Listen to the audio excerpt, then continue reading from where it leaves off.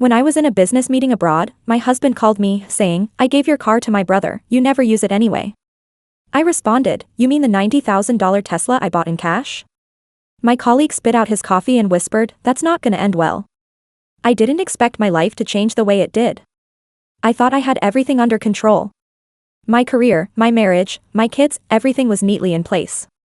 But sometimes, life has a way of throwing curveballs at you when you least expect it. I was sitting in a conference room on the 20th floor of a hotel in Berlin, miles away from home. The city spread out beneath me, a blur of buildings and lights. I'd been in Germany for almost a week, meeting with potential partners, navigating the intricacies of international business. I didn't mind it, I was good at my job. In fact, I was great at it. I thrived on deadlines, on negotiations, on making things happen. I could spend hours in meetings without blinking, talking in jargon that made the most complicated tech sound simple. But it was at that moment, while I was reviewing notes for our next meeting, when my phone buzzed. It wasn't uncommon for Caleb, my husband, to check in.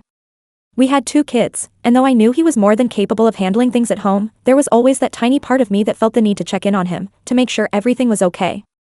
We didn't talk much, but when we did, it was usually about logistics, who was picking up the kids, when they had soccer practice, what was for dinner.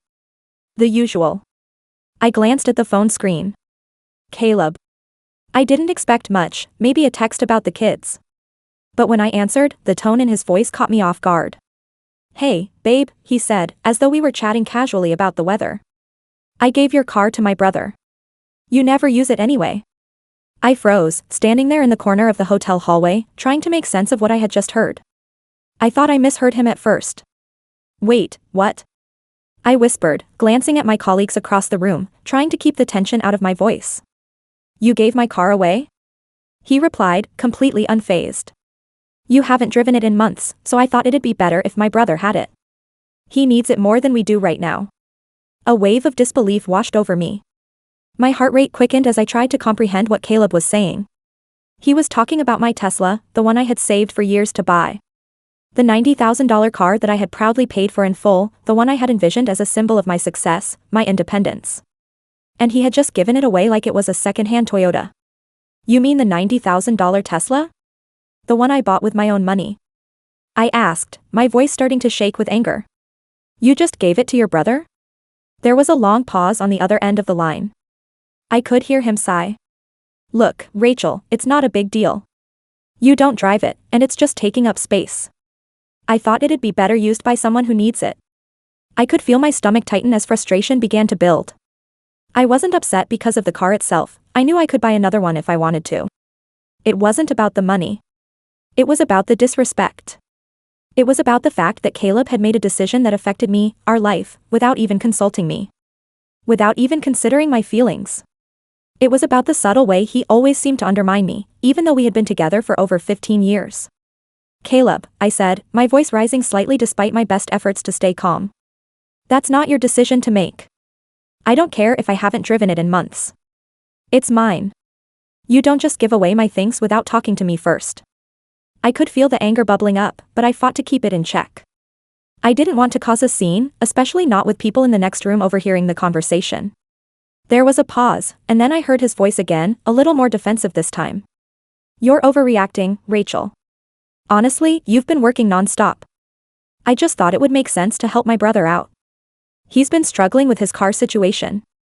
I took a deep breath, trying to steady myself. The words were so familiar, like an old record that kept playing on repeat. Caleb had always brushed things off like they weren't a big deal. He'd always told me I was too intense, too worried about things that didn't matter. But this time, something inside me snapped. "No, Caleb. This is about more than the car. This is about you taking over decisions like I don't even exist. You don't get to make choices for me, especially not without even asking. You never listen to me anymore. You don't even see me," I said, the words tumbling out before I could stop them. He didn't respond right away, and I could almost hear the gears turning in his head, trying to figure out how to get out of this conversation without it escalating. But it didn't matter.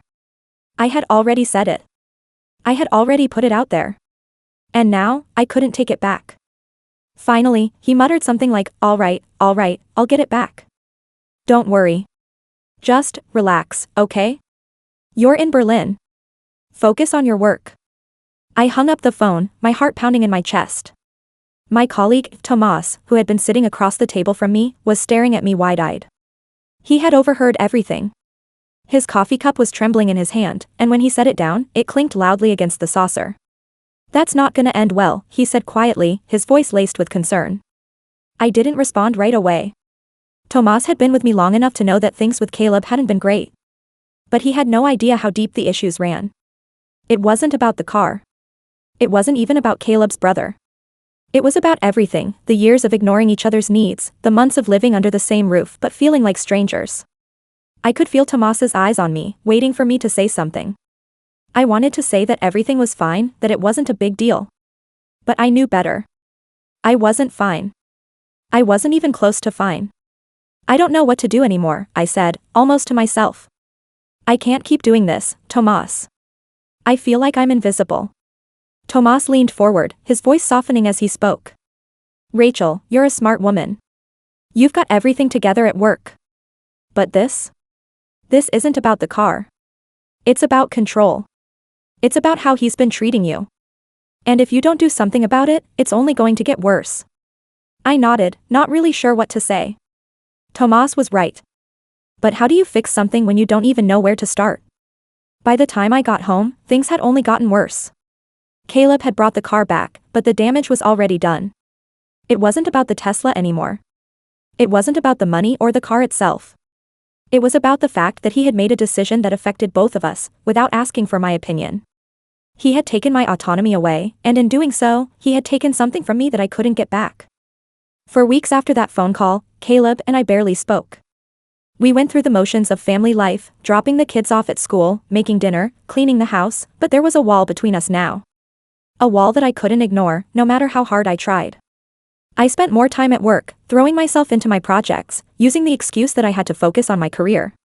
I told myself it was for the best, that it kept me busy, kept my mind occupied. But the truth was, I was avoiding Caleb. I was avoiding the confrontation that was coming. The hardest part wasn't the car, or the arguments we had over the past few years. It was the fact that I didn't feel like I knew him anymore. Caleb had become a stranger to me, and I had become a stranger to him. We didn't talk like we used to. We didn't laugh or make plans together. We were just two people who happened to live in the same house, sharing space but not really living together. And it wasn't until one cold, rainy night when Caleb finally broke the silence that I realized how deep the issues really went. "I'm sorry, Rachel," he said, his voice low.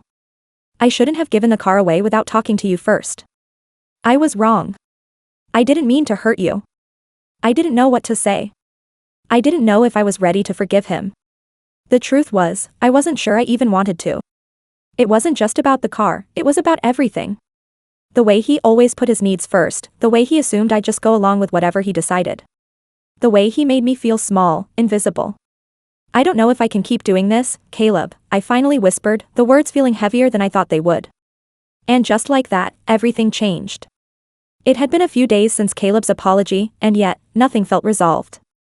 I didn't know what to feel, anger, frustration, relief, or even exhaustion. I was caught in this weird limbo, stuck between wanting to fix things and realizing that maybe the things we needed to fix weren't just the small issues like the car, but something much bigger. Something I wasn't sure I was ready to face. The kids, thankfully, hadn't noticed the tension between Caleb and me. They were still their usual busy selves, running around the house and getting in trouble, and it gave me some comfort, some reprieve from the mess of my own thoughts. But even in the midst of our chaotic family life, I couldn't shake the feeling that something was missing.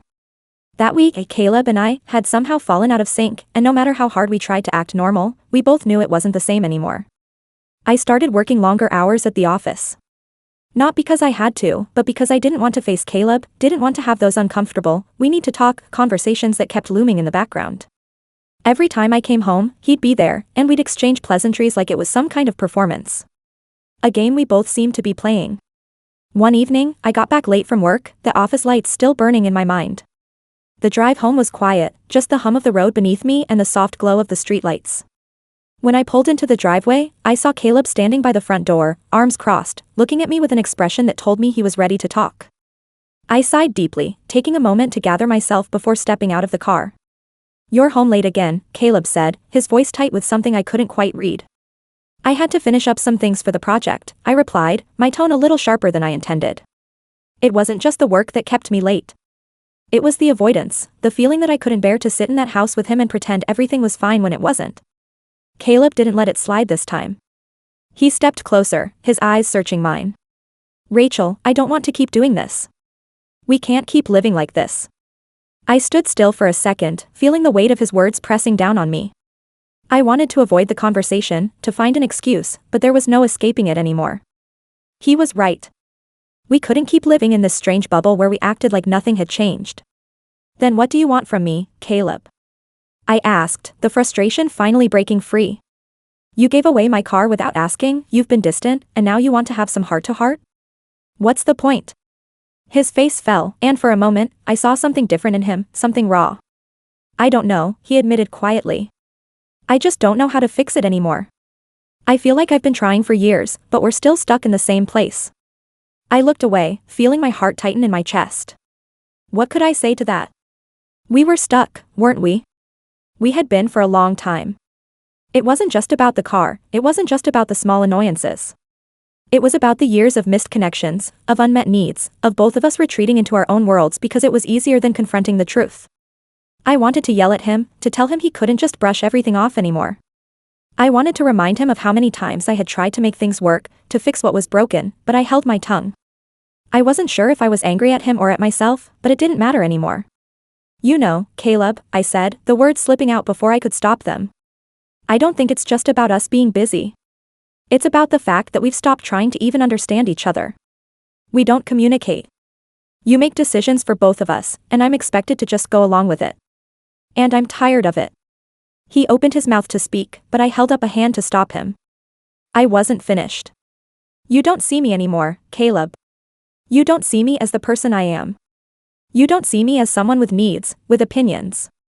You see me as a mother, a wife, a housekeeper, someone to take care of things. But you don't see me. The words hung in the air between us, raw and painful. There was silence for a long moment, and I could feel the heat rising in my chest, a mixture of anger and sadness. Caleb's face was pale, and for the first time in a long time, I saw him looking vulnerable. Rachel, I didn't mean to make you feel like that. I've been trying, but I guess I've been trying in all the wrong ways. I didn't know how to respond. Part of me wanted to believe him, wanted to believe that there was still a way to fix things. But another part of me, the stronger part, felt like I was too far gone. Too tired of this same, endless cycle. I think we need some time apart, I said finally, my voice barely above a whisper. The words felt heavy, almost foreign, but they were the truth. Caleb looked like I had slapped him. He opened his mouth to protest, but I stopped him. I can't keep pretending like everything is fine when it isn't. I need time, Caleb. Time to think. Time to figure out what I really want. Time to figure out if this is even worth saving. He stood there, his face a mixture of disbelief and hurt. I could see the wheels turning in his mind, probably wondering if he could do enough to make me change my mind, to avoid the inevitable. But I had already made my decision. The truth was, I wasn't sure I loved him anymore. Not in the way I used to. I wasn't even sure I remembered what that felt like. I turned and walked into the house, leaving Caleb standing in the doorway, his silhouette framed by the dim light outside. The house felt emptier than it ever had before. It wasn't just because Caleb was standing outside. It was because I was beginning to realize something I had been too afraid to admit to myself. I didn't know who I was anymore.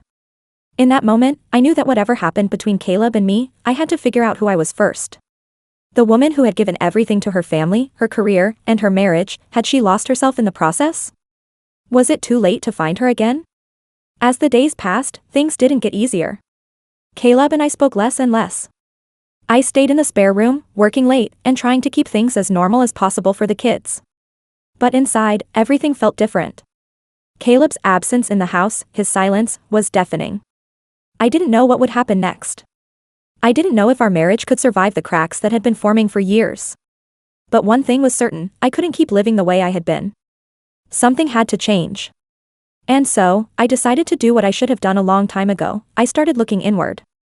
I started asking myself questions I had been avoiding for years. What do I really want? Who am I when I'm not someone's wife, someone's mother, or someone's employee? I didn't have all the answers yet. But I knew I had to find them before I could even think about what came next for Caleb and me. And so, the journey of self-discovery began. But what would it reveal? Only time would tell. I spent the next few weeks in a kind of haze, distracted, disconnected, as if I were moving through life on autopilot. Work, the kids, household duties, I kept doing them all, but there was a growing emptiness inside me that I couldn't ignore anymore. Caleb and I had barely spoken since that night when I told him I needed time apart. He took the kids out on weekends, giving me space, but I was starting to feel the weight of being alone, not just physically but emotionally. I had always prided myself on being strong, on managing everything, from my career to my family. But now, I was wondering if I had lost sight of the most important thing in my life, myself. And what was I supposed to do with that? The first time I really let myself feel it was on a Sunday evening, when the house was unusually quiet. The kids were with Caleb, and I had the place to myself. For the first time in a long time, there was no noise, no distractions, no one asking for anything from me. It was just me and the silence. I sat on the couch, looking around at the room that had once felt like a sanctuary. But now, it felt more like a cage.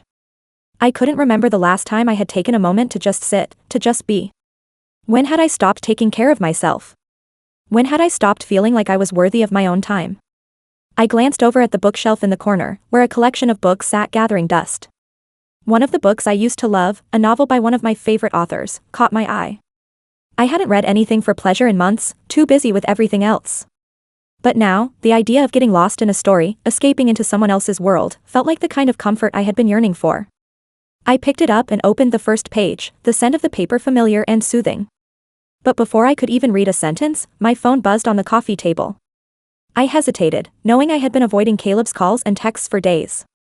But something pulled at me, an unspoken need to know what he was thinking, what he had been feeling during this time apart. It was a message. "Can we talk tonight?" it read. I stared at it for a few moments, chewing on my lower lip. I had told him that I needed space, but a small part of me knew that we couldn't keep avoiding this. We couldn't keep living like this, in this strange limbo. I sighed, set the book aside, and typed back, "Sure. 8 p.m. He replied almost instantly, "8 is good. See you then." By the time the evening rolled around, I was a ball of nerves. I hadn't seen Caleb outside of brief interactions with the kids in what felt like forever. The kids were with my parents for the night, which gave us the rare opportunity to have a conversation without interruptions. But even that didn't help settle my anxiety. When Caleb walked through the door at 8 p.m., he looked just like he always had, tall, with that confident, easygoing demeanor that used to make my heart skip a beat. But now, his presence felt foreign. It was like looking at a stranger, someone I once knew but had grown apart from. "Hey," he said softly, stepping inside and closing the door behind him. "Hey," I responded, my voice almost a whisper. We stood there for a moment, both unsure of where to start. The silence between us wasn't comfortable, it was thick, like a blanket that we both wanted to pull off but couldn't quite figure out how. "I've been thinking," Caleb began, breaking the silence, his voice hesitant. "About everything. About us. I know I've messed up. I know I've taken things for granted. And I want to fix it." I nodded slowly, letting his words sink in. I didn't know if I was ready to hear him apologize again. But I couldn't deny that part of me, just a small part, was relieved to hear him finally admit it. It wasn't much, but it was a start. "I don't know if I can just forgive you for everything, Caleb," I said, my voice trembling slightly. "It's not just the car. It's everything. It's the way I've felt invisible for so long, like I'm not seen. Like I don't matter outside of being a wife and a mother." His face softened, and for a moment, I saw the man I had fallen in love with. "I never meant for you to feel that way. I've been so focused on my needs, my work, and my own stress that I didn't see how badly I was hurting you. But I'm willing to try, Rachel. I'm willing to make changes. I want to be better. I want to be the husband you need." I didn't know what to say. I wanted to believe him. I wanted to believe that he could change, that we could fix this. But after everything that had happened, I wasn't sure if I could ever trust him again. "I don't know if I can trust you," I said quietly, almost afraid to admit it out loud. But it was the truth. Trust was fragile, and I wasn't sure it could be repaired after everything we had been through. "I know," Caleb replied, his voice low. "And I understand why. I can't ask you to just forget what I've done. But I'm asking for a chance. A real chance to show you that I can be the man you deserve." I could feel the weight of his words hanging in the air between us. I could see the sincerity in his eyes, but I also knew that sincerity alone wasn't enough. Words were easy, actions were what mattered. "I need time, Caleb," I said, my voice shaking slightly. "I need time to figure out if I even want this anymore. If I want us anymore. He looked crushed, but I saw the understanding in his face. I'll give you all the time you need, he said softly. I just don't want to lose you. I didn't know how to respond to that. It wasn't that I didn't care about Caleb anymore, it was that I wasn't sure I knew who I was in this relationship anymore. For so long, I had been everything for him and the kids. I had been the one who held it all together. But somewhere along the way, I had lost myself in the process.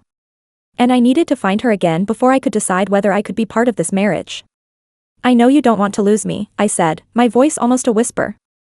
But I think maybe I've already lost myself. And that's something I need to figure out before anything else. There was silence again, but this time, it didn't feel as heavy. It felt like we were both acknowledging something we had been avoiding for so long. I get it, Caleb said finally. I do. Take the time you need. But I'm here. I'm not going anywhere. I nodded, though I wasn't sure what that meant for either of us. His words were comforting, but they didn't erase the deep-rooted doubts I had. They didn't take away the years of feeling invisible, of being taken for granted. It was a start, though. A small one. But maybe that was enough for now. And so, we sat there, in the quiet of our living room, each lost in our own thoughts, unsure of what the future held, but understanding that the journey ahead would be long and uncertain. But for the first time in a long time, I felt like I was starting to make peace with it. I didn't know what the future held, but for the first time in a long time, I was finally facing it, ready to take control of my own life again. The days that followed were both unsettling and transformative. Caleb did as he promised, he gave me space, allowing me to sort through my thoughts. He didn't push me to make decisions quickly, and for the first time in a long while, I felt a bit of relief. I threw myself into my work even more, buried myself in the things that gave me a sense of control, things that felt familiar. It was strange, but in that space, I started to feel like I was regaining something I had lost along the way. I focused on myself. I rediscovered small parts of who I was before marriage, before kids. I went out with friends I hadn't seen in ages, spent weekends at the farmer's market, something I used to love. I even started working out again, a routine I had long abandoned in the chaos of family life. It felt good, surprisingly good. But there was a gnawing feeling beneath it all, something that I couldn't ignore. It wasn't about Caleb anymore. It wasn't about the kids or the house. It was about me, the real me. And for the first time in years, I was starting to feel like I had a choice. Caleb continued to make efforts, sending little texts here and there, doing things around the house to help, and trying to engage with me more. But there was something off about it. It was almost like he had turned into this person I didn't recognize, someone who was trying too hard, someone who was desperate for my approval. And the worst part? I wasn't sure if that person was the one I ever wanted in my life. It made me wonder what had happened to the confident, ambitious man I had once married. Where had that man gone? One day, after a particularly tense week, I came home to a surprise. Caleb had arranged a small dinner. The kids were at my parents' place, and the table was set for two, with candles flickering softly in the dimly lit room. I could see the effort he'd put in, but I also knew it wasn't what I wanted. Rachel, he said as I stepped inside, smiling nervously. I thought maybe we could talk. Really talk. I've been thinking a lot about us, about how we got here, and I just want to make things right. I looked at him. The sincerity in his eyes was still there, but now it felt suffocating. The dinner, the attempts to fix things, it all felt like a performance, like he was checking boxes rather than truly understanding the core of what had been broken between us. I didn't sit at the table immediately. I stood still for a moment, watching him. It wasn't just that I didn't love him in the way I once did, it was the realization that I had been living in his shadow for too long, ignoring my own needs in favor of his. And in doing so, I had lost my voice. Caleb, I said, taking a deep breath. This is nice, but I think you're still not getting it. It's not about dinners or gestures. It's not about you trying to win me back. It's about me needing to feel like I matter.